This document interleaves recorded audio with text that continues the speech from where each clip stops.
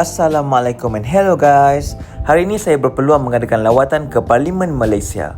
Sejujurnya, ini bukanlah kali pertama saya masuk ke Parlimen, tapi kali ini special sikit sebab anjuran Armada Petaling Jaya.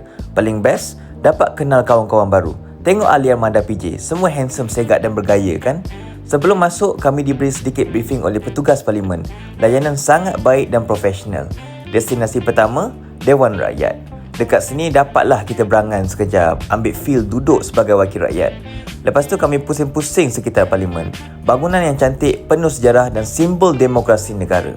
Kemudian, kami juga sempat bertemu beberapa ahli Parlimen pembangkang seperti YB Fadli Syahri, YB Amin dan YB Ustaz Fawaz. Sempat berbincang santai tentang Perikatan Nasional dan isu-isu nasional yang sedang hangat. Dan kemudian, mungkin sebab kami semua handsome sangat, kami telah dijemput pula ke pejabat seorang lagi ahli Parlimen yang cukup digemari oleh anak muda. Tengok ofis beliau, cantik kan? Sementara menunggu beliau yang agak sibuk, kami sempat berborak dengan pegawai beliau, Anas.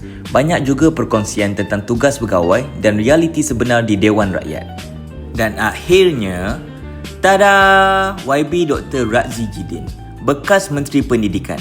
Banyak ilmu yang dikongsikan oleh beliau dalam pertemuan yang tidak begitu lama. Satu pengalaman yang cukup bermakna.